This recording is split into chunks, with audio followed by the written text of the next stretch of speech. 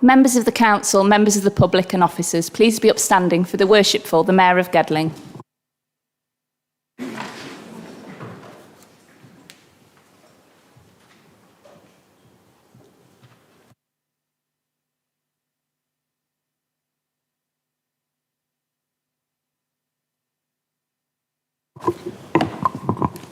Thank you, everyone. Please be seated.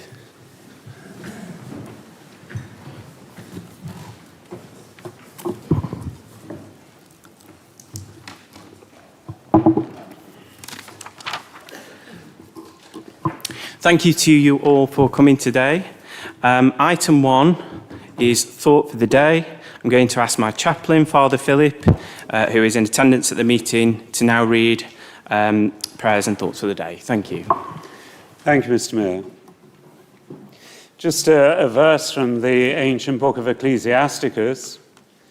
Nevertheless, be patient with those who are badly off. Do not keep them waiting on your generosity. For the commandment's sake, go to the poor man's need. Do not turn him away empty-handed in his need. And so let us pray. Father, in our world there are decisions to be made, countries to be governed, local communities to be led, and people to be honoured. We place them before you in our hearts as we meet in council. And in our neighbourhood and our homes there are celebrations and tragedies, times of hope and weariness, times of tenderness and of parenting. We place them before you as we meet this night. In our hospitals there are many in pain, many who are fearful and many who have lost hope.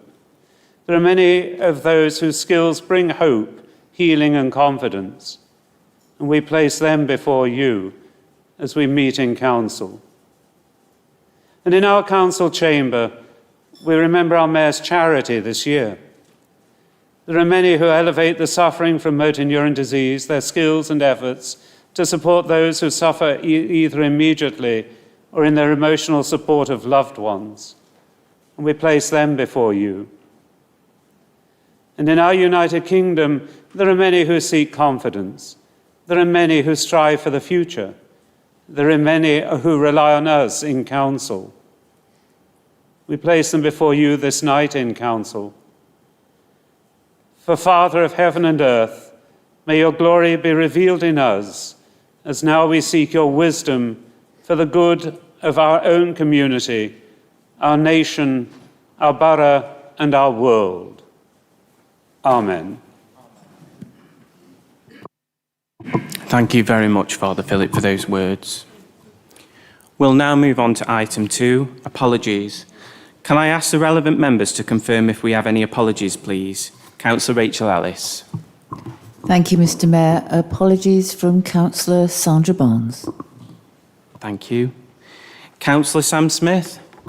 Thank you, Mr. Mayor, and good evening, colleagues. Apologies from Councillor Helen Greensmith and Councillor Mike Adams. Councillor Hughes. Thank you, Mr. Mayor. All present and correct. Councillor Whiting. We're both here, Mr. Mayor. Okay, thank you very much. So we'll move on. I'll now move on to the Mayor's announcements.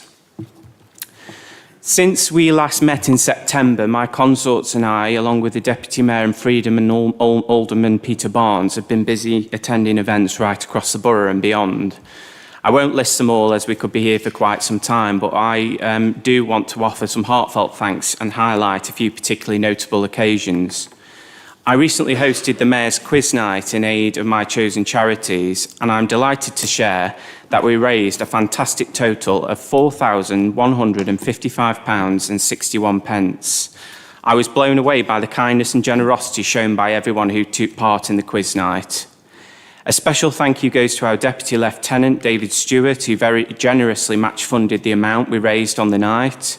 I also want to thank James McDonnell, who kindly donated £400 in lieu of being able to attend, as well as Jeanette Johnson's team from Burton Joyce, who made a significant contribution, and Freeman, Bob Sampson and Frank Keys, who donated £250.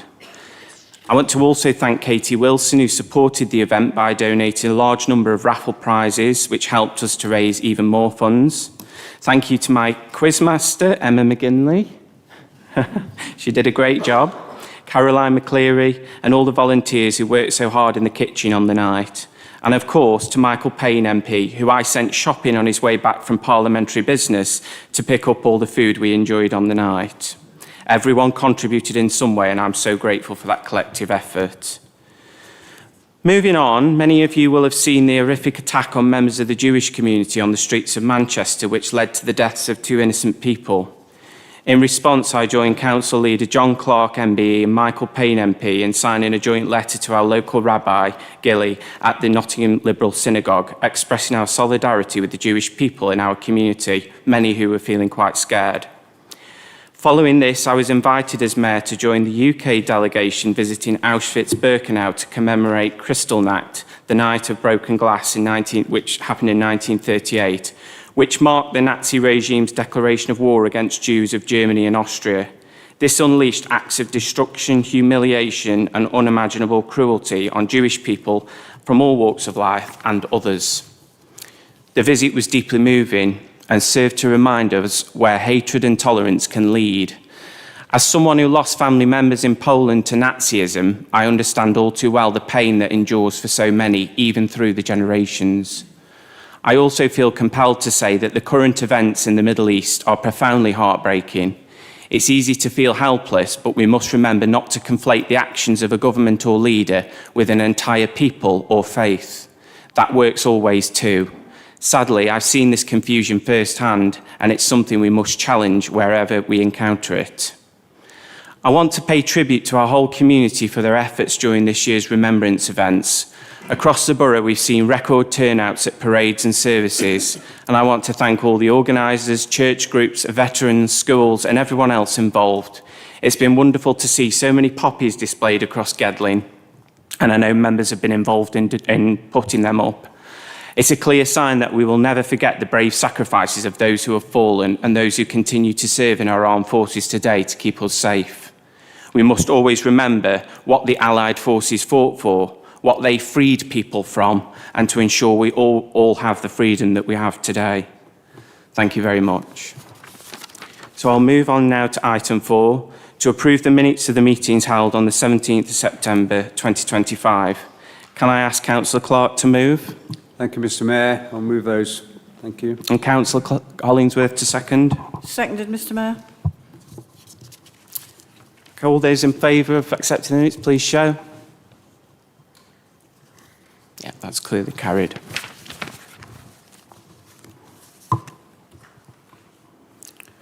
Oh, sorry, anyone against? Any abstentions? Oh, abstentions. Okay, thank you. They're noted.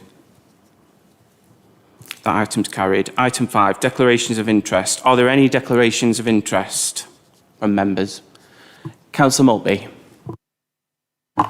Yes, declaration of interest with a question that I'm asking at item 9, being a veteran who could benefit from the council's recent decision to help people from the veteran community. Thank you for that, Councillor Maltby.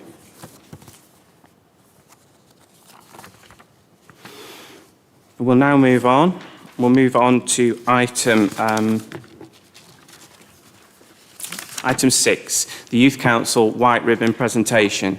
I've allowed this item on the agenda for the Youth Council to come and give us a presentation about White Ribbon Day and the effect it has on young people and how we as councillors can help. I'd like to welcome Lydia and Stella. Please come to the lectern to give you a presentation.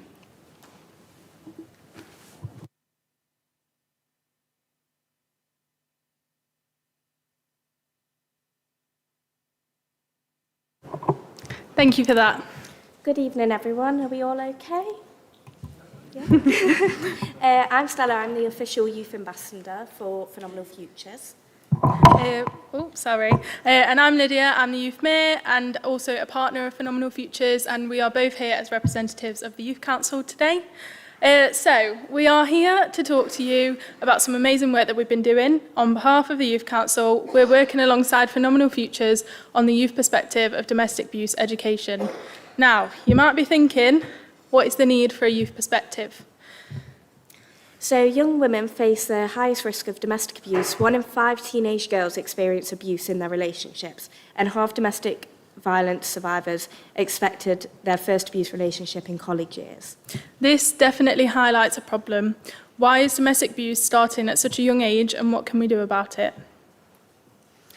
So this is what we're going to break down today before talking about White Ribbon Day. So we're going to talk about defining domestic abuse, our findings, survivor stories, our solution, what can you do, and then we're going to move on to the second half, which is actually White Ribbon Day, which is where we're going to talk about the theme, which is Speak Up, what White Ribbon is, and how to be an ally and to make the White Ribbon promise. Definitions of domestic abuse are often misunderstood. If you would like to read over these ones up on the PowerPoint, just to go over in case you didn't know.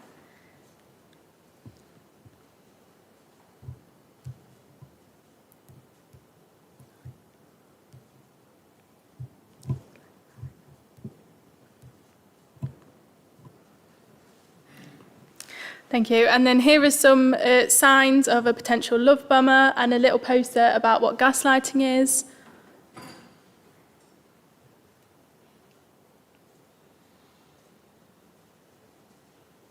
So, both Stella and I have had our experiences with domestic abuse in our families, but we thought it would be very important to hear a few survivor stories from their words. Unfortunately, due to time restrictions, we're only going to hear a little snippet from each, but we've got 3 here, and Stella's going to begin with Ryan. So Ryan Hart, as those who came to the White Ribbon event last year know who he was, and he shared a really powerful story.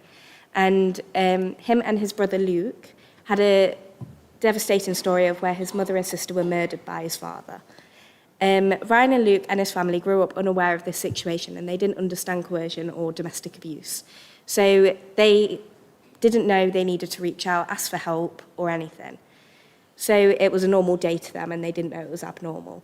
But they should have known, because it should have been educated properly. And I'm sure those who were there would agree that Ryan's story was so powerful and so meaningful. And as Kyle said on his post about White Ribbon last year, we all must work to stop abuse before it starts. Then we have our phenomenal woman. I'm just going to share a little snippet of a story that she's wrote. The day I met him, my training began. Lovely soon became distant. Kind soon became aggressive. Learn not to question, never laugh at him. Be grateful and supportive. Learn to deal with disappointment. At least he's honest and loyal. Oh no, after 40 years, I find out he is neither. So where did it all begin for me? I was young, just 18 years old. I broke through the glass ceiling, argued with my dad, went to university. I hated it and was homesick, going home at every available opportunity. Then I met you. I stayed. I had a boyfriend now. At 18, I believed I needed a boyfriend to be complete. How many of us have been fed that lie? So that's just a little snippet, but it really does tell the story of how young people are getting sucked into these horrible relationships. Then if we move on to our phenomenal young woman. So this young woman is aged 22 and has asked us to speak on her behalf. She said, at the beginning of the relationship, he was charming, always giving me compliments, paying for everything, even when I offered to, buying me gifts and took me on holiday, let me move in with him and paid the bills and rent. Slowly, this all stopped and he managed to gain control over her. She stopped seeing her family and her friends. She wouldn't leave the house without him unless it was to go to work. And this is when she realised she was in a coercive relationship. Luckily, she had the family and friends to realise this. Otherwise, she would have been in this relationship for a long time. So this is sort of a little bit like the love bombing definition that we saw at the start. I feel like that was why it was important to include it for us. Do you want me to? Yeah, so love bombing is a form of psychological and emotional abuse where an individual overwhelms another person with excessive displays of attention, affection, and grand gestures to gain control over them. This goal is to quickly manufacture a sense of intimacy and dependence, which later allows the abuser to manipulate and isolate their partner. This shouldn't be normalised in relationships, which is why it needs educating on, which is what we're going to be talking about next. So why is this starting young? We have found through our own experiences and talking to other young people that the places that are meant to teach us about domestic abuse, the signs, how to avoid, how to rebuild after, have actually failed us. So, our findings. We've found in PSHE, which is a legal requirement to have on the curriculum in the UK now, that coercive control was never mentioned. Yes, we spoke about healthy relationships. Yes, we spoke a little bit about domestic abuse, but coercive control was never ever mentioned. Now, coercive control was made against the law 10 years ago, was it? And we've not heard about it. The first time I heard about coercive control was when Hillary addressed the Youth Council last November. Shocking.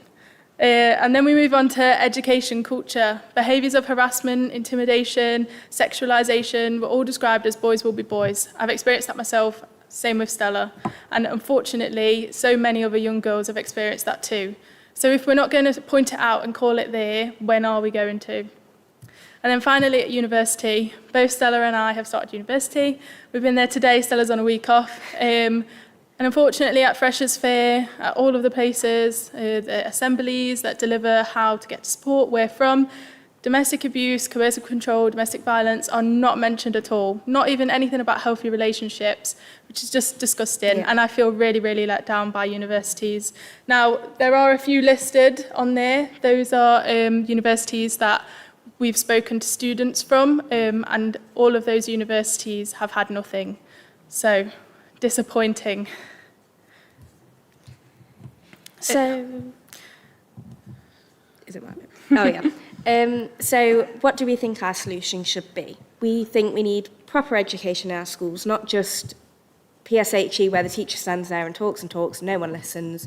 We need someone to actually come in that's trained, or train the teachers at least. We need actual professionals coming in and talking about the topic.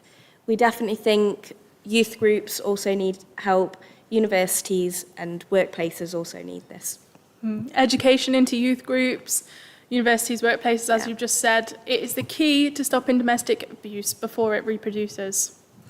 So, now we're going to move on to what you can do as a counsellor. Hopefully you're thinking, how can I help? Anyway, you can help by firstly supporting local domestic abuse charities like Phenomenal Futures. We've got literally a 2-minute walk away, but I'm sure you have many in your wards as well. We can also help by spreading awareness through your platforms, as I'm sure many of you have them, talking to youth groups, schools in your areas, anywhere you can get in, because it's starting with young people, and that's where we need to hit first. And most importantly, educate yourselves, because you might be thinking, oh yes, I want to support this, but you actually have no idea about it. So definitely do some research yourself if you do want to help, which you should. So now we're going to move on to the second half of our presentation, White Ribbon Day. Raise your hand if you wore a white ribbon last year. And we all have one on today because we just had a picture. Raise your hand if you did the White Ribbon Promise last year. Raise your hand if you know what the White Ribbon Promise is. Okay. And raise your hand if you want to be an ally this year and learn a bit more about it. That makes me happy. Good, next slide, please. So, White Ribbon Day is an international day of action against violence against women. The whole idea is about men standing with women against violence. So it has a particular theme this year of Speak Up, which Stella's going to talk about a little bit in a second. But essentially, the day is about making the White Ribbon Promise, which we will reveal a little bit later. And it is held on November the 25th. Some of you might remember coming to... Did anybody come to the White Ribbon event held here with Phenomenal Futures last year? Not too many then. Well, this year, this is what we're doing to celebrate White Ribbon Day. Not celebrate, but commend White Ribbon Day. And we're just really thankful that you've all had us in to talk to you about it this year. Next slide, please. So this year's theme is not just for survivors to speak up. We all need to speak up. And White Ribbon is pretty much men standing with women to speak up against domestic violence. So they need to speak up this year especially. Everyone needs to speak up, but specifically we need the men to stand with women against domestic abuse. You need to challenge people and not make it a taboo topic. Yeah, it's not just about speaking up about your experience. It's like Stella said, it's challenging other people, not accepting it, not standing for slight comments, slight actions. We've got to call everything out. So, next slide. I just put this quote in because we find it really powerful, especially with the theme Speak Up. Silence protects the wrong people. Whether that's silence from a survivor or silence from a mate of a person, a perpetrator, it's not okay. It protects the wrong people. So, how to be an ally this year then? You can wear a white ribbon, you can make the white ribbon promise, participate in the 16 days of activism. Now, the 16 days of activism, has anybody heard of that before? Great. So I'll tell you a little bit about it then. Essentially, it's the 16 days that follow the White Ribbon Day on the 25th of November, and it's all about activism through actions, through social media, speaking out, just really gaining awareness around this topic, because unfortunately, it's really not spoken about, and it's all often passed off as a sensitive issue. And, you know, we're done it with it being a sensitive issue. We need to talk about it, we need to call it out and be loud. So I urge you all to participate in that this year, hopefully. And then the second bit. Yeah. So we're going to ask you to get your phones out and make the white ribbon promise, please. Yeah. And we're going to do it as well. Yeah. So we've all just had our get your photographs taken. So who are we to stand here for our photographs and not actually make the promise?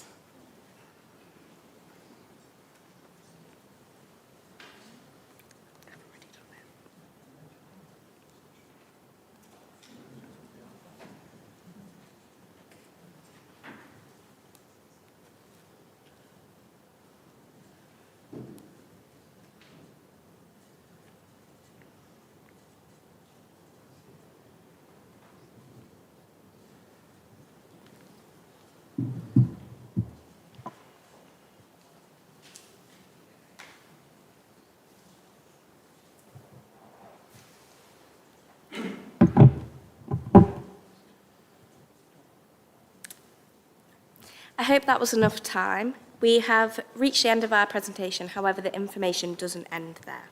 We urge you to further educate yourselves on this serious matter. Women and girls are facing an epidemic of violence. Now is the time to act, and I really think that change can start in Gedling. What do you think? Think it can?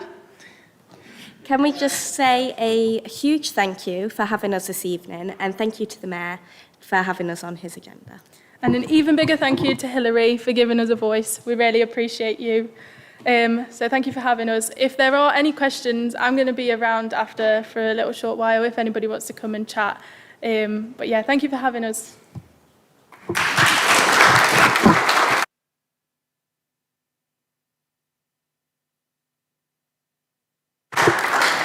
I'd just like to say thank you very much to our former Youth Mayor Stella and our current Youth Mayor Lydia for the excellent presentation on this subject. And I'd say that it's very powerful that you as younger people are out there and coming to us and sharing this message and asking for, you know, people who are in positions to make a difference to get out there and do something about it. So well done to you both. It's absolutely brilliant. And I just wanted also to add my thanks to Hilary Brown from the Phenomenal Futures. I know all the work that you do and has been brilliant in the Borough of Gedling and the surrounding areas. You do a phenomenal job, and I'm pleased to be meeting with you all tomorrow so we can discuss further what more I can do and others can do to help. So thank you very much. Thank you. So we'll move on to item 7. Petitions under Procedural Rule 7.8. Our Chief Executive, Mike, have we? Thank you, Mr. Mayor. We have received one petition from the public, and the petitioners are in attendance to address Council this evening. Thank you. Thank you. Can Ian Summerscales and Jenny Higgins come to the lectern and address the Council, please? Just to remind you that you have 5 minutes to address the Council. Council will then debate the petition, and you are welcome to stay here to hear this happen. Okay. Good evening, Mayor, councillors and officers. We are Jenny Higgins and Ian Summerscales, and we're here on behalf of the members of Gedling Indoor Bowls Club, the numerous organisations, community and friendship groups that bowl at the Richard Herod Centre, and the 1,021 residents of this borough who have signed this petition, which number has now risen to 1,181, some of whom are here tonight in the chambers. We are urging the Council to reconsider its plans under the Leisure Transformation Programme, plans that would remove the indoor bowls from the Richard Herod Centre and the borough. This issue goes beyond bricks and budgets. It goes to the heart of what this Council stands for: community, inclusion and well-being. The Richard Herod Centre isn't just a building, it's a lifeline. It's where people of all ages, abilities and backgrounds come together. It's where friendships form, loneliness fades, and physical and mental health are strengthened. Bowls is one of the few truly inclusive sports. It's gentle on the body, powerful for the soul. You can play it at 8 or at 92. You can play it in a wheelchair, after surgery or after loss. It connects people who might otherwise be isolated. Loneliness increases dementia risk by 40% and stroke by 32%. Removing this facility would not just end a sport, it would close a door on a community connection, on independence and on well-being. I want to remind the Council of something truly special. Gedling is the birthplace of disability bowls. It was at the Richard Herod Centre that accessible indoor bowling took root. From here, the sport spread, empowering disabled players, breaking down barriers and inspiring a national movement for inclusion in sport. This isn't just local history, it's heritage, and it's something Gedling should be immensely proud of. To lose this facility would not just erase a local amenity, it would erase a proud legacy of inclusion that started right here in this borough. Today, that legacy has caught the attention of the world. We have recently received an inquiry from World Bowls asking if Gedling Indoor Bowl Centre would host a qualifier in early 26 for the Para World Bowls Championships. That's right, an opportunity to yet again bring an international disability sport event to Gedling, shining a light on our borough, our facilities and our people. That invitation alone shows the esteem in which our club, our players and this community facility are held. But that opportunity will vanish if the indoor bowls facility is lost, along with a unique selling point for the borough. We're not here to resist change, we're here to be part of it. The club, working alongside the English Indoor Bowling Association, have presented models that are financially viable and sustainable, options that retain bowls while still allowing modernisation and new facilities at Richard Herod. We are willing to work with the Council, not against it, to find a balanced solution. The evidence shows this can be achieved. Other councils across the country have done exactly that. Gedling can too. You know that the projected cost for included indoor bowls within the new centre's facility mix has been overstated in your proposal. You also know that when the options were presented to Cabinet on the 25th of September, 3 of the 4 required a subsidy in the first year. But in year 2, all 4 options, including the one retaining indoor bowls, provided a surplus. Councillors, you have a chance tonight to do something important, to protect and support a sport that brings people together, to defend a part of Gedling's identity and to prove that transformation can mean improvement, not erasure. Over 1,000 voices are asking you to listen, voices that live right here in your borough.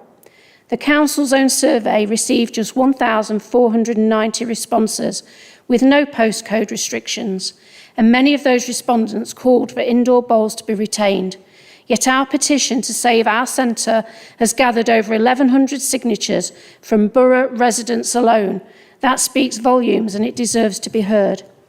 We're not asking for privilege or preference over other sports or leisure facilities. We're asking for partnership, to look forward without losing sight of who we are and what Gedling stands for. Let's keep Gedling on the map as the home of accessible, inclusive sport. Let's keep the lights on at the Richard Herod Centre for generations who come next. And when the world comes knocking, as it just has, let's make sure Gedling can open the door with pride. We urge the Council to look again, to work with us and to ensure Gedling's leisure facilities and the game that unites generations, supports health and strengthens communities continues without interruption. Thank you for your time and consideration.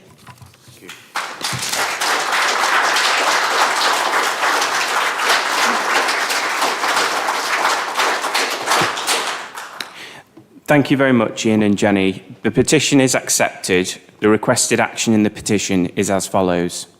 To request that the Council reconsider its plans as part of their leisure transformation programme impacting the indoor bowls facility at the Richard Herod Centre. The signatories to the petition call on Gedling Borough Council to 1. Reinstate, retain and protect indoor bowling as part of its facility mix within the proposed redevelopment of the Richard Herod Centre. 2. Recognise that by working with the directors of Gedling Indoor Bowls Centre Limited and the English Indoor Bowls Association, a financially viable and sustainable model with the inclusion of indoor bowls can be achieved. And 3. Proactively recognise and promote the proven mental and physical well-being benefits of indoor bowling. Please, just for members' interest, please refer to page 18, paragraph 1.4 about what this council meeting can agree to do. I've got some speakers that have already indicated, so I'm now going to open this item up to debate. First speaker will be Councillor Henry Wheeler. Thank you, Mr. Mayor. I would like to begin by recognising the Gedling Indoor Bowls Club, which has been a valued part of our borough's sporting and community life for more than 40 years. The club has a proud record of promoting inclusion and friendship and continues to make a positive contribution to the lives of many local residents. The petition asks the Council to reinstate, retain and protect indoor bowls as part of the Colton Active Facility mix. I want to explain the background to the Cabinet decision in December 2025 to exclude indoor bowls.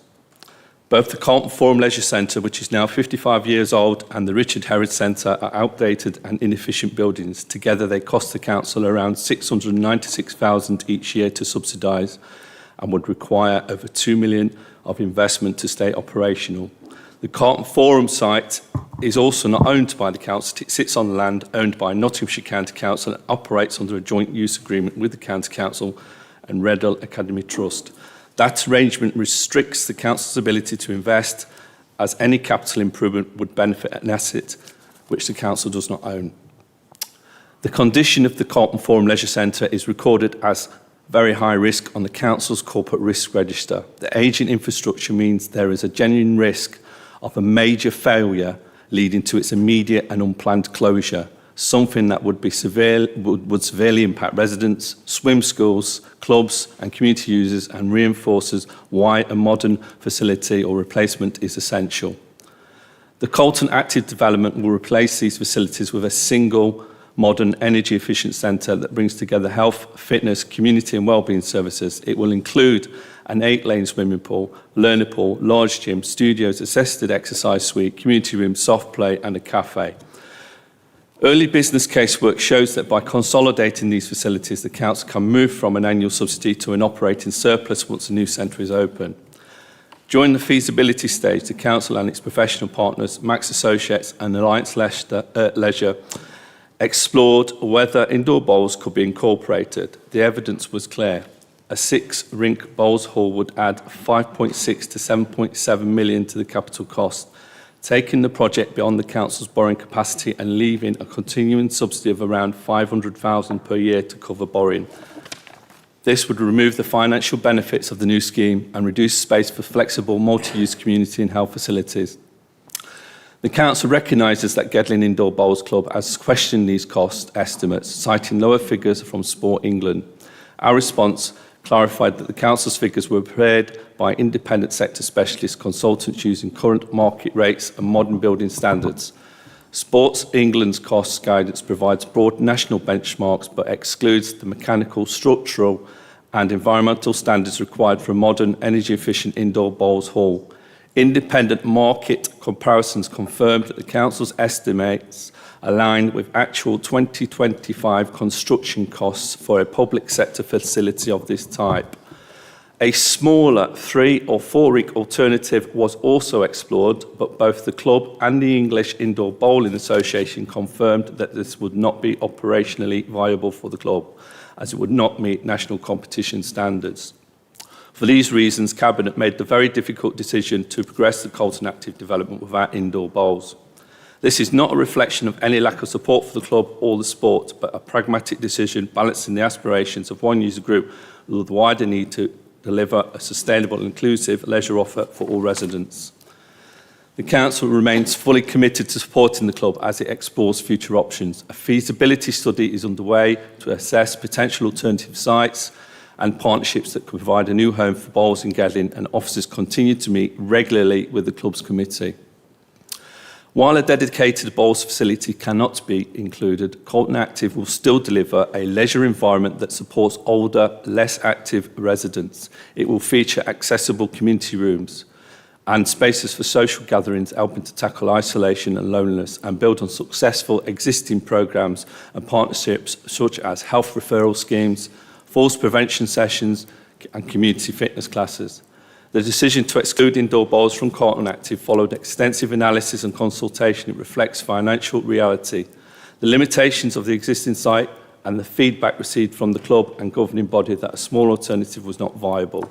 The Council remains fully committed to supporting the club to secure a sustainable future for bowls while ensuring public investment delivers the greatest possible benefit for the whole community. It should be noted that any decisions in relation to the leisure strategy and future facility mix at the Colton Active site are decisions for the Executive.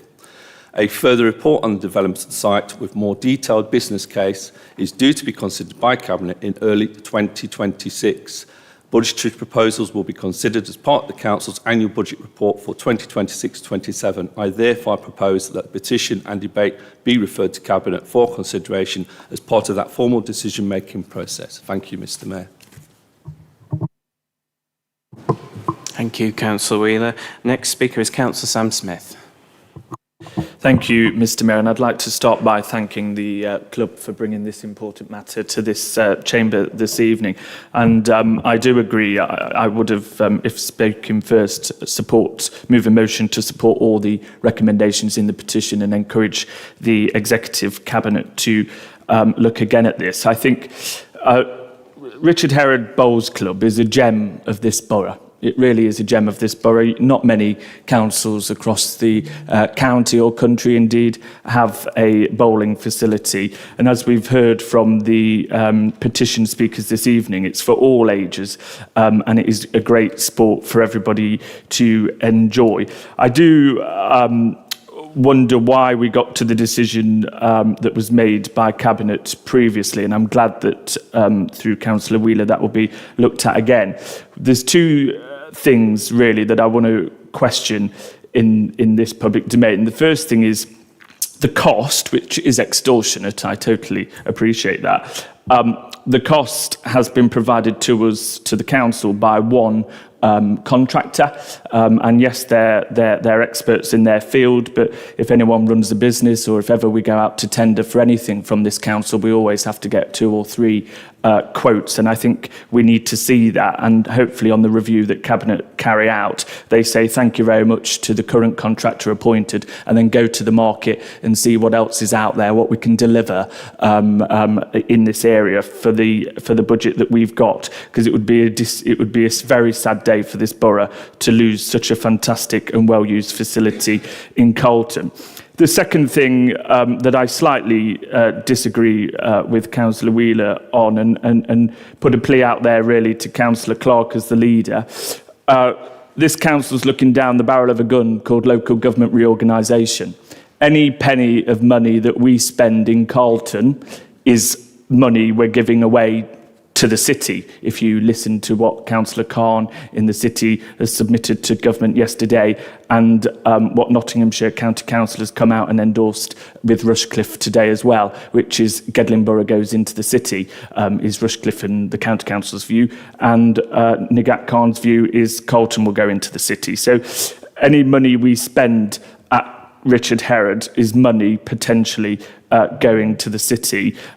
So if that's the case, then let's make sure we send Colton off with one of the best assets in the county and country, and let's carry on that sports facility. But I say that as a counter to the argument Councillor Wheeler has just made about the asset at Colton Forum not being ours.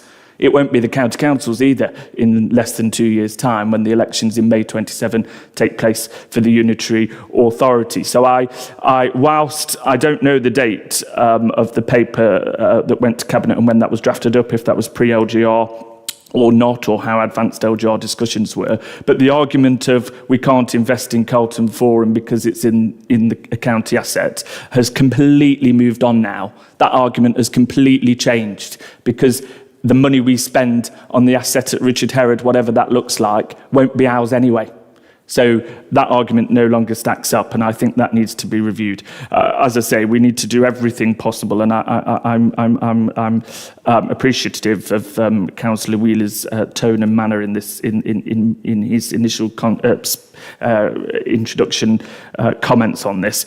That we need to do everything we can as a borough to ensure this facility remains accessible for all. I don't agree in the report about the staffing costs being between £349,000 and £363,000 to run the bowling club. I don't agree with that. I don't think that's true. And I think the review that Cabinet take out needs to reflect on that. It says, the line from the report says that comes from central support and admin. Well, they do other jobs then, and then let's quantify those figures by how much of that 349 to 363,000 is actually spent on supporting the bowls club. That needs to be quantified and built correctly into the budget, because presenting it as a cost of up to 363,000 is a complete nonsense. You can employ a lot of bowling support staff for that, probably for the whole country at that price. So I think that's complete nonsense, and hopefully the review takes that into account. There's a lot more that can be done rather than an easy solution of, oh, it's too much money, we're not going to do it. I think we need to put more work into it and look at it properly, look at it again, and let's get that bowling club open for another 50 years. Thank you very much. Thank you. Councillor Pearson, did you indicate you were seconding what Councillor Wheeler had put forward? Yes, Mr. Mayor, may I second? So we'll carry on with the debate then on the proposals that Councillor Wheeler has put forward. Councillor Martin Smith, please. Thank you, Mr. Mayor. And also thank you to the Speaker who put the case for retaining the indoor bowls facility at Richard Herod so well. And in particular, there's so many questions, as Councillor Smith has alluded to, that need answering regarding the transparency of the financial impact. So Gedling Borough Council showed great foresight in 1987, didn't it, when this facility was first built. It recognised the importance that providing sporting opportunities for, in particular, the older generation can be for both their physical well-being and, as we've heard, for their mental well-being. Then here we are then 40 years later, and what is being proposed? Well, for me and the nearly 300 members of the Gedling Indoor Bowls Club, plus the casual users and any opposition players, it's a reduction in the sporting provision in this borough. Having worked as a PE teacher in this county for 37 years, I recognise, and I'm sure lots of other people in this room do, that adults and young people of all ages need facilities where they can engage in sport. Why then reduce what is on offer in this authority when other local authorities are adding to their provision? So the upgrade and possible replacement of this facility, along with other sites, is required. However, there is a need to take away without replacing a nationally recognised facility. So offers, and I quote, engage with and offer non-financial support to Gedling Indoor Bowls Club in exploring relocation options is just a series of words without any substance. I know it, the members of the Bowls Club know it. And we all know that if this council has its wishes, indoor bowls in this area will cease to exist. Let's not forget that, it will cease to exist. So I'm urging fellow councillors, and particularly the Cabinet, to do the right thing by our residents. We've heard about subsidies earlier, and we may need to make them, but that happens in other areas which this council subsidise. Yes, it might be on a smaller scale, but let's take an example of the 596 allotment plots in this borough. The annual income, when I inquired last year, was £12,000, whilst the expenditure was £93,000. So each plot is being subsidised by £136 a year. So why is it okay to subsidise one activity but not another? And how many other activities are also being subsidised? So let's keep the facility and refurbish it. Keep the facility as a standalone building, or incorporate it within the ambitious plans that this council quite rightly has for transporting sporting provision within this borough. This isn't a political debate with lines being drawn on party lines. It's about doing the right thing for the indoor bowls for community. And we've heard earlier, this is not just a sport, it's a way of life. It's not just a game.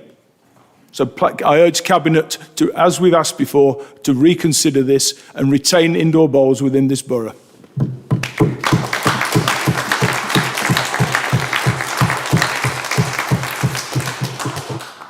Thank you. Councillor Darren Maltby, please. Thank you. I'm speaking today not as a politician, but as a disabled veteran and an advocate of disability rights and inclusion, also helping out with the Invictus Games for over 20 years. We currently hear a lot of demonising about disabled people at the moment, particularly with Reform, who think it's okay for our disabled, injured veterans to ride about in a banned invalid car without knowing the full facts of how the scheme works. To that end, I believe we should be actually looking at increasing facilities that are all-inclusive and retaining what we've got and building on that. We can't measure the benefit people get from this in money, but in their quality of life, and that's why we're here, to make sure they get a quality of life. Thank you.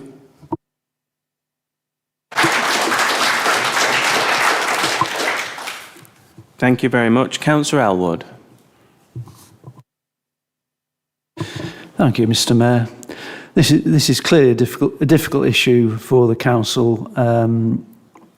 It's appreciated that the timescale is very tight, and we do need to get Richard Herod redeveloped before local government reorganisation kicks in. So the plans for Richard Herod look good, but I personally think there should be a bowls facility retained at the site.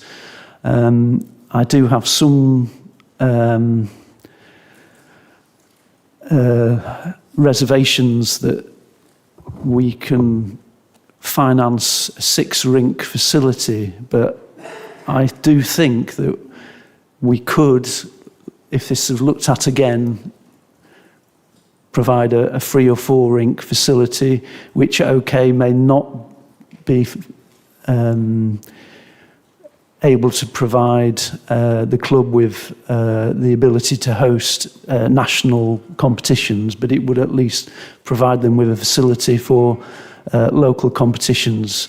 I do have also some concern about the pricings in the report to Cabinet.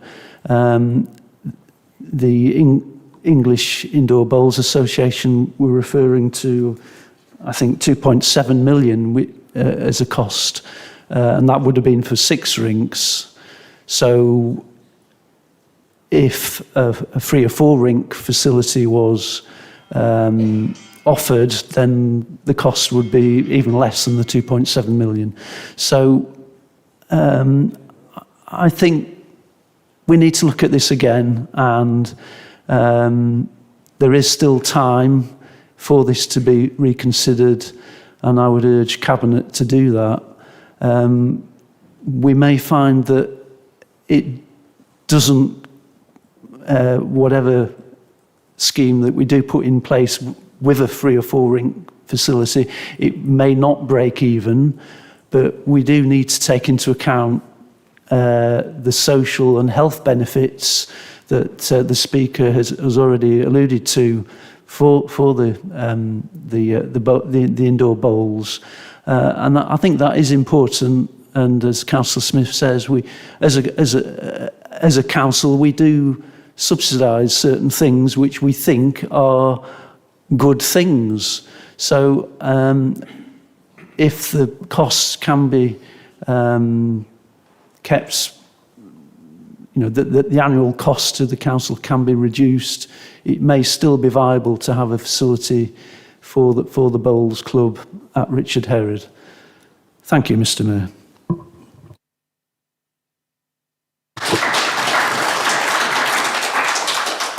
Thank you, Councillor. Councillor Meads. Well, thank you, Mr. Mayor. Thank you for the Bowls Club for coming in. I've got a lot of concerns about this, but for the whole leisure strategy altogether, really. In my day job, I've been involved in a couple of thousand big projects. 40 of them have been leisure centres, and they're unique in being always late and always miles over budget. We've been told that this Carlton Active's got to be at the Richard Herod Centre because it's going to be cheaper and we own the site and it's going to be quicker. But my experience over 30 years is it will cost more and it will take longer to knock the Richard Herod Centre down and build a new leisure centre there. We've heard about subsidies. Calverton's under threat. Calverton Leisure Centre's part of this strategy where we are going to pull out in 2 years' time.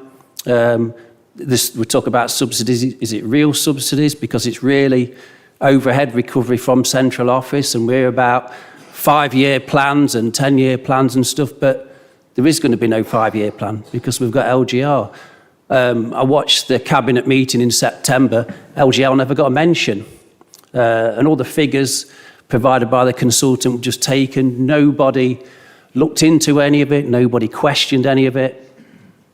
So we're going about LGR. We all know that it's vesting days, April Fool's Day in 2028. And we've got elections in May 27. But next May, we could have the structural change order. And the structural change order says that district councils and borough councils can't spend more than £1 million on capital expenditure. So it could be 5.5 months' time, this council is going to be restricted and it can't even go ahead with a leisure strategy. So the hands are going to be tied anyway, so it might never even happen. And I think you could call it, we've heard about rushing to get it done before LGR. I think that's cavalier. We don't know if we're going to be all part of the city or Carlton and Arnold's going to be part of the city, and we're going to talk about lumbering a future authority with a 15, 20 million pound loan that might not be part of their strategy. And I think it's very, very cavalier to go ahead and rush through and trying to go through the planning, the tender process, get all the information back and try and do all this in 5.5 months when we don't even know what authority Carlton's even going to be in. But we'll find out in May, so why can't we just wait till May? And if it comes to it, if people aren't happy about the subsidy for the Richard Herod Centre, lease the whole site to the bowling club, let them run it as a social enterprise and see if they can keep it on the feet on their own. That's mine. Oh.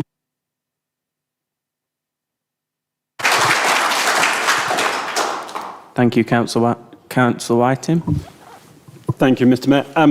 I'd just like to echo everything that has already been said by colleagues, really, but thank you to the people who introduced, but also thank you to the 1,100 people who signed the petition. This is the second petition that we've had debated since I've been on the council, and signing petitions, I would say this as a habitual signer of petitions, but it is an important part of our democracy, and it is an important part of being active in a democracy. So thank you to everyone who has enabled this to happen.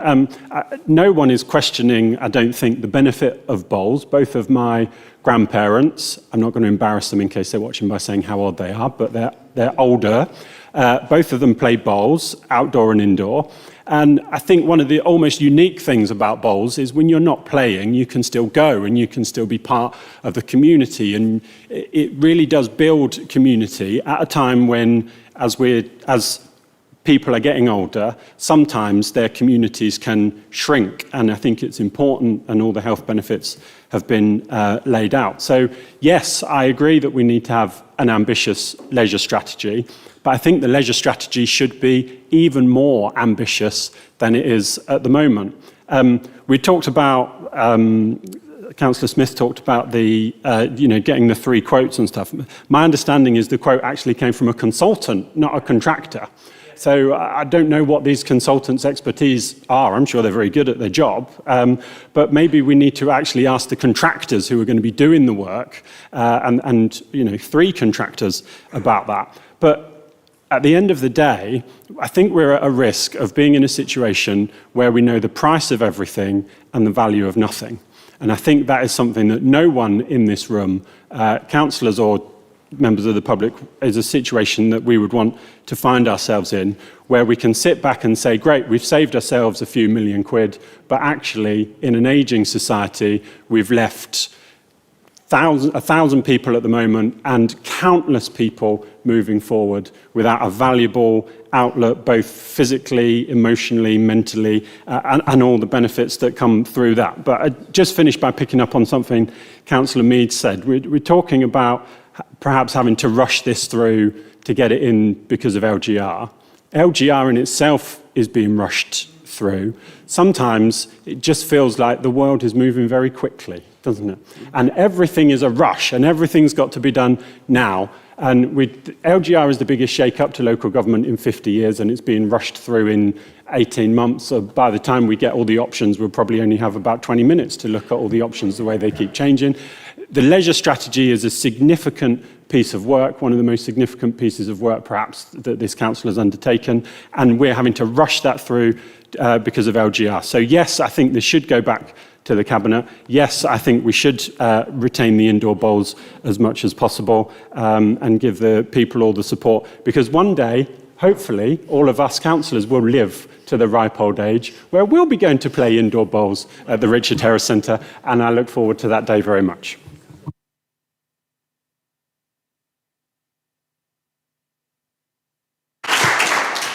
Thank you. Councillor Bestwick. Thank you, Mr Mayor.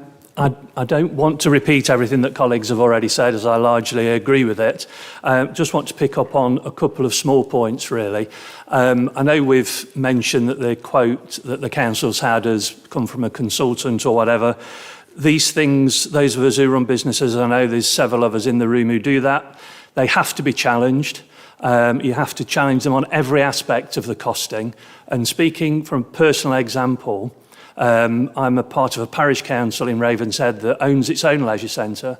We had a refurb done. The initial quote they gave us was completely unaffordable for us. So what we did was we went back, we challenged every line on that quote, and we got it down to a value that the parish council could afford, and we delivered it on time and under budget. So the question for the Cabinet is, have they done enough work to make sure that they've investigated every single line of that cost, and can it be reduced so that the thing can be delivered, for, not just for the people in the Bowls Club, but for everybody in Gedling? Thank you.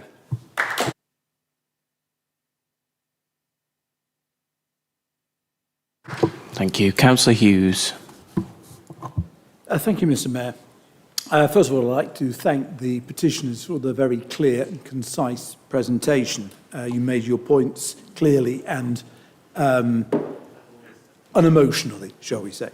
The Bowl Centre is clearly a major asset to the borough, its residents and people from further afield. But the duty of this council is to provide the best facilities it can for its residents. And I'm thinking of that, I think that the LGR argument that Councillor Sam Smith advanced is a bit of a red herring, because the new facility will still benefit the current residents of Gedling. So his argument is a little bit of a red herring. And I must admit, I look forward to the new facility being built, if for no other reason I live 5 minutes walk away. But what we should be doing is trying to do the best thing for all our residents. I fully support the Cabinet looking again at this issue to see if there are other viable options that could retain the Bowles Centre in some form or another, whether that be in its existing building within the new Carlton Active Hub or in another building somewhere else within the borough. So I fully support the Cabinet taking another look at this, and I won't go into all the details and reasons why, because they've already been rehearsed by the councillors, other speakers. Thank you. Thank you very much, Councillor Hughes. Are there any more speakers on this item? Just for clarity then, Councillor Wheeler, the motion that you put forward at the end of your speech, do you want to just read that out again? I know that was seconded by Councillor Pearson. Thank you, Mr. Mayor. And any other comments you wish to make? Yeah, first, I'd like to thank the petitioners for bringing the petition to council, and I'd also like to thank the Gedling Indoors Bowls Club for being here tonight to listen to the debate. I'd also like to thank all the councillors here who have made a contribution to this debate tonight, and we've listened to all those questions, and we will take that on board at Cabinet. So to sum up, it should be noted that any decision in relation to the leisure strategy and future facility mix at the Carlton Active site, or decisions for the executive, a further report on the development site with more detailed business cases due to be considered by Cabinet in early 2026.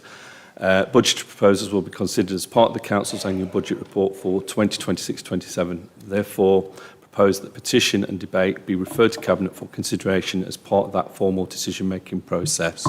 Thank you. Okay, so it's a motion to defer all of this to the Cabinet. So I will take a vote on this. All those in favour, please. Any against? And any abstentions? So that's clear. One abstention. The rest is carried. Thank you. That's carried.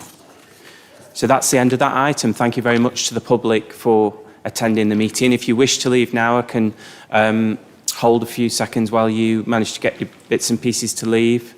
But you're also welcome to stay if you wish to.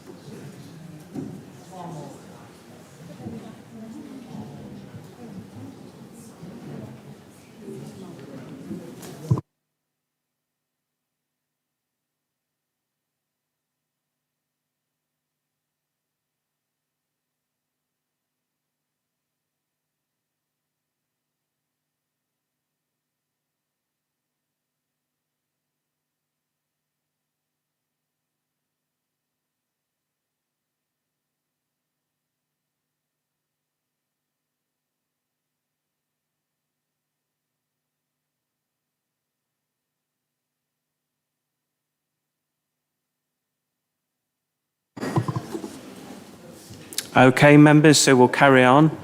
Item 8, questions asked by the public under Procedural Rule 7.7. Our Chief Executive. Thank you, Mr. Mayor. We have received one question from a member of the public who is not able to attend this evening to ask their question. As such, I will read it out on their behalf. So this question is to the Leader of the Council. Greater Carlton Neighbourhood Board is overseeing the delivery of £20 million in government funding to improve Carlton and surrounding areas. It goes without saying this is a huge opportunity for Gedling. Local involvement and insights from local residents will be crucial to make it a success. At the June meeting of the board, it was discussed that there will be some promotion done in the summer of 2025 to raise the board's profile. Given the next meeting's minutes mention their engagement had not had a significant response rate, is the leader worried on behalf of Gedling residents that the board is failing to engage residents well? Thank you. Okay, the Leader to answer the question, please. Thank you. Yeah, thanks, Mr. Mayor, and thank you to the mystery questioner. The Greater Carlton Town Neighbourhood Board is community-led and comprises of 16 members, including Michael Payne MP and David Stewart, who is the chairperson. I also sit on that board, and I am grateful for the temporary cover provided by Councillor Creamer. The other board members include a range of key stakeholders and volunteer representatives from the local community and business. The regeneration plan and 4-year investment plan was approved at the last board meeting, and our cabinet will be asked to do the same next week, as the council is the accountable body. The board under the leadership of David Stewart has listened closely to the voices of our communities and the businesses. I have no concern about the engagement through extensive consultation, including surveys, workshops for young people, and the direct engagement with local organisations. It's also, the board has gained a deep understanding of both the barriers and the aspirations that shape the Greater Carlton area. I also know that each member of the board feels a profound responsibility to create the conditions which enable Greater Carlton to thrive. The 10-year vision is clear: to make Greater Carlton a place where everyone can live well, dream big, and shape their own future. Communications and promotion will be ongoing priority for the board as it prepares for delivery from April 2026. The board are excited about working with partners to ensure that residents and stakeholders have opportunities to hear about progress. And the board has plans to continue to review our engagement with the community and explore ways to extend the reach of the programme. I will add, Mr Mayor, that this possibly would not have taken place, well, it certainly wouldn't have done, because these were announced before the last election, and the money, I know from the effort put in by our local MP, Michael Payne, to secure that 20 million, because I think there were only 2 out of something like 20 cases that were put forward for funding. There were only about 2 that were carried forward that actually produced some real money. So thank you. Thank you very much. Thank you. That's the last of those public questions, so we'll move on to the next item. Item 9, questions asked by members under Procedural Rule 7.9. Mike? Thank you, Mr Mayor. We have received 3 questions from members. Thank you, Mike. Can all members asking questions ensure that supplementary questions, if asked, are questions and not wider commentary? Similarly, answers to questions and supplementary questions are not for debate. Councillor Bestwick, please answer your question. Thank you, Mr Mayor. Further to the Cabinet's report regarding the implementation of Article 4 on HMO conversions in December 22, which stated, there is still currently insufficient evidence to demonstrate an Article 4 direction is necessary to protect local amenities or the well-being of Netherfield Ward. And the situation should, however, be monitored to ensure that a proliferation of HMOs does not emerge. This is in any particular locality or the Netherfield Ward as a whole, which might then justify further that consideration of an Article 4 direction is required. Could the Cabinet member advise what monitoring has been undertaken, and do they agree with me that as a result of the large increase in HMOs across our borough, now is the time to introduce Article 4 to provide this council, its planning committee and our residents with greater control over decisions relating to HMO conversions? Thank you. Councillor Hollingsworth to answer the question. Thank you, Mr Mayor, and thank you, Councillor Bestwick, for the question. Can I just say at the start that we take seriously the concerns raised by residents and councillors in relation to the development of HMOs in our area, and just for the public, HMOs are houses in multiple occupation. This is why a report was taken to Cabinet in 22, and a further report setting out an updated position was presented to Cabinet on the 4th of December 2025. The assessment of the composition of the housing stock in Netherfield, undertaken at that time, identified that only 0.44%, a total of 14 properties out of the 3,120, are HMOs. The report therefore concluded that there was insufficient evidence to demonstrate an Article 4 direction or any other measure is necessary to protect local amenity or the well-being of Netherfield Ward. Council resolved and agreed that there was insufficient evidence at that time to demonstrate an Article 4 direction or any other measure be necessary to protect local amenity or well-being of the Netherfield Ward.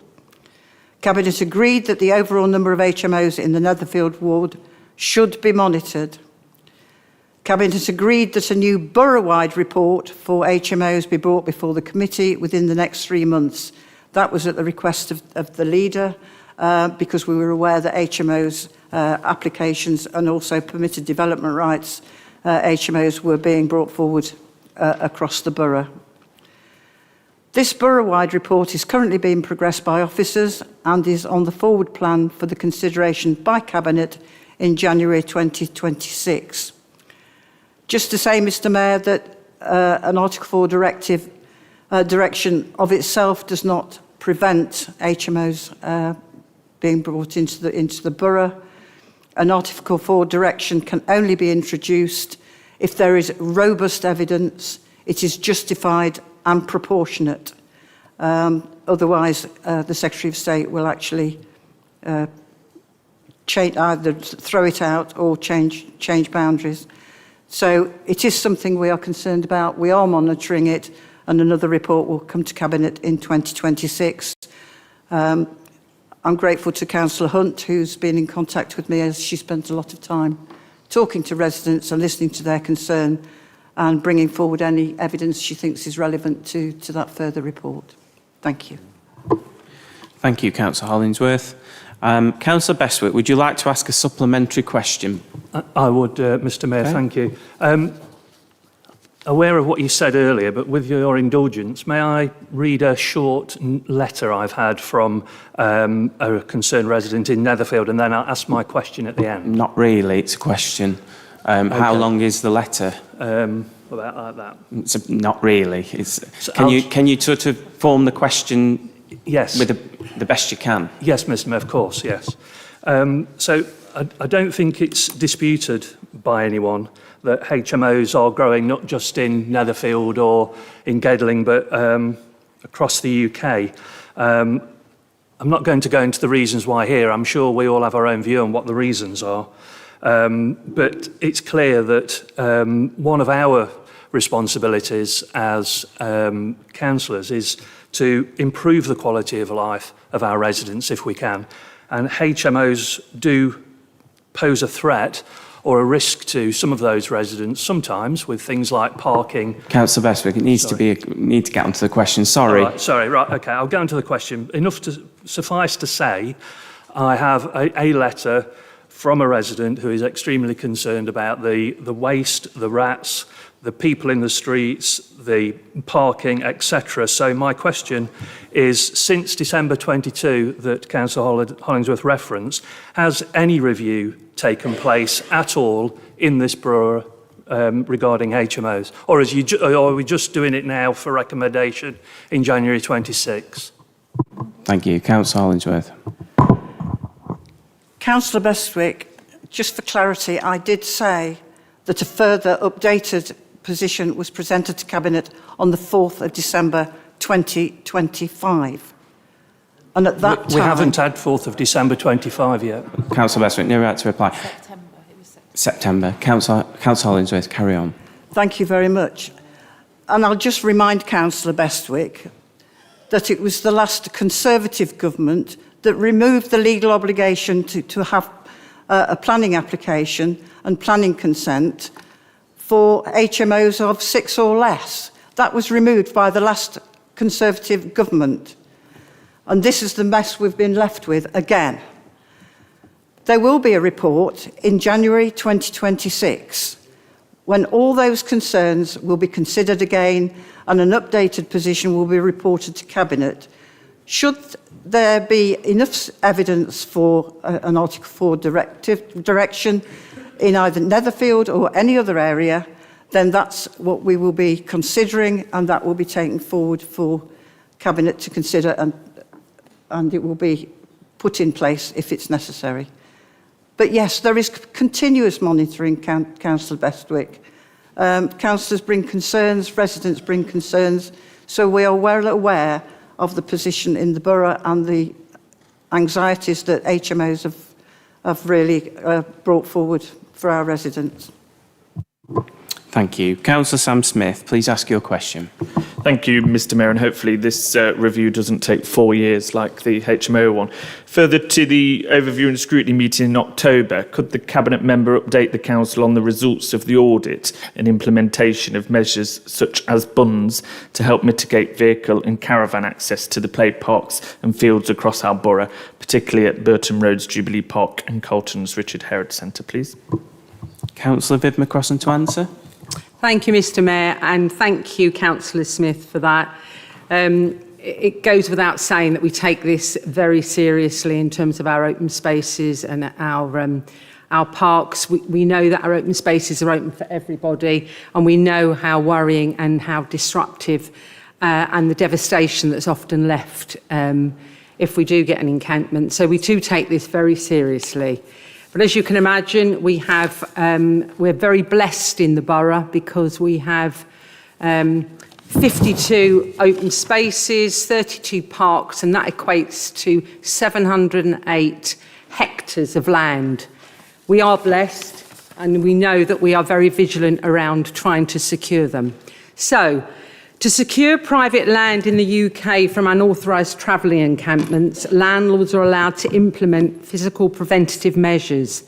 These measures can include gating, which is installing strong, robust metal gates at all authorised access points, using toughened steel padlocks, which are preferably boxed in to prevent them from being easily forced open with angle grinders.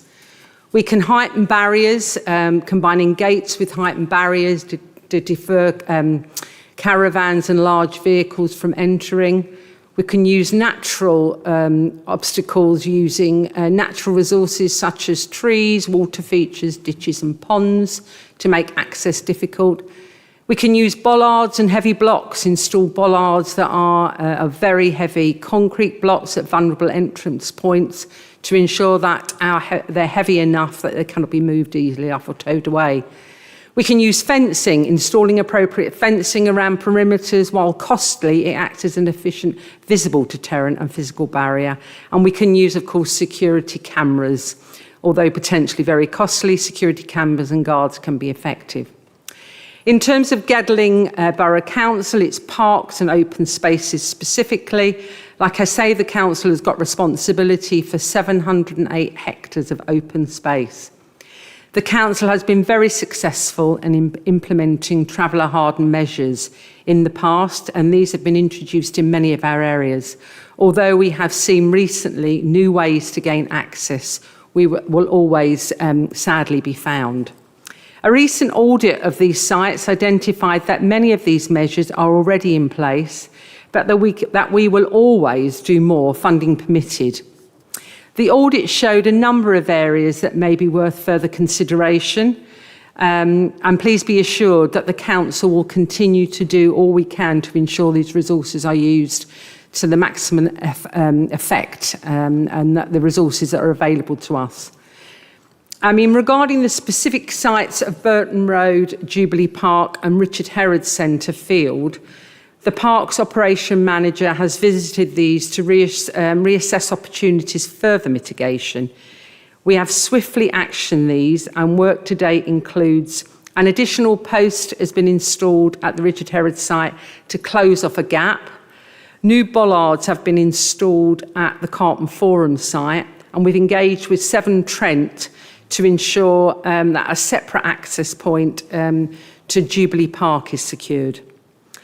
Unfortunately, in the most recent case, access has been gained through existing gates and barriers, which are routinely locked and secured by our parks team. This makes measures for target hardening these sites more difficult, as more expensive solutions such as bunds would not have prevented access on these occasions. Instead, the team remain vigilant in checking for any damage to locks and gates to ensure they remain secure and in situ, to restrict any further unauthorised access attempts. And obviously we greatly appreciate our community and our residents who are aware of any locks or gates that have been tampered with to contact us so we can action as soon as possible. So we all work together as part of the community to do all we can, but I think you'd see, Councillor Smith, that we are doing as much as we possibly can, and we remain vigilant with what resources that we have to ensure our spaces are available to all and that we don't get encampments. So thank you. Thank you, Councillor Smith. Thank you. I was quite lenient on the last speaker with the supplementary questions, but I must insist that the supplementary questions is a supplementary question, not too much preamble, please. So, Councillor Smith. Thank you, Mr. Mayor. Well, I genuinely thank Councillor McCrossan for that detailed answer and welcome the measures she's outlined. Just wonder if she could share with us a timeline for when she expects all the audited recommendations to be implemented across the parks that are left to do on the list, and can she confirm that they'll be prioritised in line with where the regular hotspots are, where we go back year after year or every 6 months, and if that timeline could be shared, that'd be greatly appreciated. Thank you. Thank you, Councillor Smith. Thank you, Councillor Smith. We will be regularly auditing all our parks and open spaces. We've got a good understanding of where we've got our risks, and we will be actioning them on a continuous basis. You know, and I know that actually the destruction when we do get an encampment and how much that costs to the council is something that we want to avoid at all costs. So we will be as robust as we possibly can. And I know that the officers, and I thank our officers in terms of our parks and Sarah Truman in terms of the work that they're doing, but I feel confident that we will continue to ensure that we minimise. I'd like to say 100% that we won't, but unfortunately people will find ways that to get onto these open spaces, but we will work in a very robust manner to ensure we minimise this. Thank you. Thank you very much. So we'll now move on. Councillor Maltby, please ask your question. Firstly, can I congratulate the Mayor on the money raised for such a worthy cause, very much needed. And also, can I also thank the Council as a whole, its members and staff, on a brilliant turnout for this weekend's Remembrance Parade. That brings me on to my question for the Leader of the Council, Councillor Clark.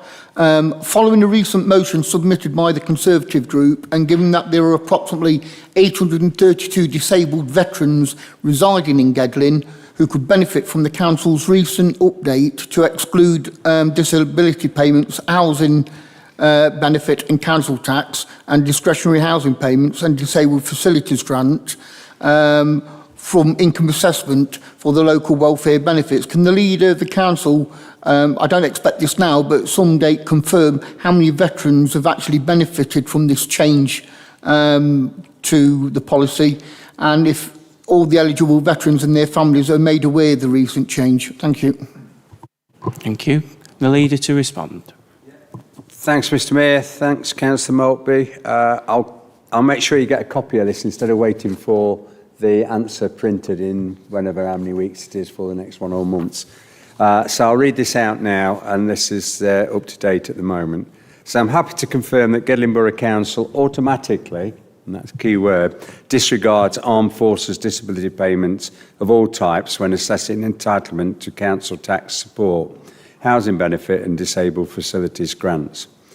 We currently have 10 veterans who are receiving a council tax support through a disregard of their armed forces disability payment under our local scheme. Of these 10 veterans, 2 were also receiving housing benefit but have since migrated across to universal credit managed by the Department for Work and Pensions and ending the council's involvement. However, I am pleased to say that the DWP also disregard their armed forces disability payment from their universal credit calculations. The discretionary armed forces personnel, veterans and immediate family disabled facilities grant policy was formally adopted by the Council on the 24th of September 2025. alongside the revised private sector housing grants and assistance policy in 2025. So far, we are working with one ex-Armed Forces applicant for a disabled facilities grant, and we are considering the best option for them to achieve the maximum grant assistance from us. In terms of discretionary housing payments, these are different, as they are designed to sit on top of benefit and be a short-term resolution for households in financial hardship. And by their very nature, they are discretionary allowance assessed on both household income and expenditure. The Council allows for an individual in receipt of Armed Forces disability payment to receive a discretionary housing payment if financial hardship is demonstrated. Unfortunately, our system does not have the facility to report on individual claims, so it has not been possible to provide those statistics on the number of veterans that are currently in receipt of such a payment. It is clear that out of our approximately 832 veterans residing in Gedling Borough, very few are currently receiving entitlement to council support. This does not mean they have been turned down, as our policies are designed to facilitate support. However, we always can do more, and we are currently reviewing our website and processes for further promotion of support to veterans. More generally, disabled facilities grants, which will be promoted in the Christmas edition of Contacts, which soon be circulated to all the households in Borough. But I think we need to, Darren, we need to really keep on top of this one, because you saw the feeling, and like you, I'm very, very proud and very pleased to see the amount of people that turned out and actually it woke up to the fact that we owe a great debt to a lot of these people. So that was at the weekend and subsequently yesterday as well. So we need to keep on top of it. We need to keep, if there's money available anywhere, and we need to make sure it gets to the right people. Thank you, Mr. Mayor. Thank you. Councillor Maltby, would you like to ask a supplementary question? Okay. Thank you very much for that concise report, John. It's very much appreciated. And thank you for the current changes, which means a lot to a lot of people. Just with regards to the Disabled Facilities Grant, do you link up with the Royal British Legion? Because they can give faster assistance than the council can if you've got a timeline. So they can provide assistance within 6 months and get it done and dusted, where it might take a council 12 to 18 months. Thank you, John. Thanks, Mr. Mayor. No, Darryl, I don't know about that, so I'll have to get back to you on whether we do or not on that process. But if there's a quicker way, there's a way of short-circuiting it, so we get the help out there, then I'm sure we'll move forward on that. Thank you. Thank you very much. We'll now move on to the next item. Item 10. Reports and recommendations from the Executive or a Committee, Procedural Rule 7.10. There are no reports to note for this item, so I'll move to the next item. Item 11, update to the Contract and Procurement Rules. The recommendation is on page 121. Councillor Clark to move. Thanks, Mr. Mayor. I formally move that. And Councillor Hollingsworth to second. Seconded, Mr. Mayor. Would anyone like to speak on this item? No? Councillor Clark to close then, please. Yeah, I was pleased there, because I was going to fetch a whole raft of lawyers out because to get to wade through it to give you an answer. But yeah, no, there's nothing else to say. Thank you. Okay, I'll move to the vote then. All those in favour, please show. Anyone against? And any abstentions? Okay, that's clearly carried. Thank you. We'll move on to item 12, changes to committee allocations. The recommendations are on page 147. Can I ask Councillor Pope to move? Thank you, Mr. Mayor. The recommendations, I think, are quite clear. Following a recent change in group membership, the political balance of the council has changed, and as such, allocations to committees and membership of committees need to be updated. So I formally move this item. Do I have a seconder, please? I'll second it. Thank you. Thank you. Is there anyone like to speak on this? No? We'll move to the vote then. All those in favour, please show. Any against? And any abstentions? That's clearly carried. Thank you. We'll move on to item 13, comments under procedural rule 7.11. There are 12 sets of minutes on this agenda. If any member would like to ask a question or make a comment about any of the minutes, would you please indicate the page number that you are speaking about? First minute is A to F. Any comments or questions? No? We'll move to minute G to L. Any comments or questions? Thank you. Councillor Martin Smith. I don't actually want to comment on the minutes. I want to make a comment on the decisions, please, on page 193. What I don't want to do is embarrass any officers, because I know they work very, very hard. Just one observation. In the first line, it says business, click to view decision. If you click, there's nothing there. So I'd like to view the decision. Apologies for bringing that up. But I also would like to refer to the transfer S106 contributions, initially to Ravenshead Parish Council, but to also Bestwood Village Parish Council. I brought this up before. This money was allocated to Gedling Borough Council many, many years ago. Certainly as chair of Ravenshead Parish Council, I've been asking for money to be transferred across to Ravenshead. I understand that the Parish Council has no right to receive it, but it's acknowledged, eventually acknowledged, but it's been acknowledged before that this council doesn't own any land in Ravenshead, and quite rightly it's passed on so the money can be used. But why is it taking so long? I urge the Cabinet to look at this. Officers are working very hard. They do work very hard. I know that, but I don't understand why it takes so long. Apart from the fact the cynics would say that they're just using the money to generate income for Gedling's purposes, and it's not actually going to where it's intended. So that's a comment from me, please. Ask Cabinet to look at this and look at the timescales behind it all. But apart from that, I'm not disagreeing with the decisions, and thank you very much for transferring the money. Okay, those comments are noted. Do you want to add anything, Councillor Clark? Thank you. Yeah, I'm unaware of what's going off there, so we'll try and find out and get something clarified and sorted. Okay. Thank you. Thank you very much. There's no other speakers on any of the other items, G to L? Okay, we'll move on then. Thank you, members. Item 14, motions under procedural rule 7.12. There are no motions today. Just got something to add. Just a note that I didn't add at the start was that Councillor Michael Payne sent his apologies. He's on parliamentary business.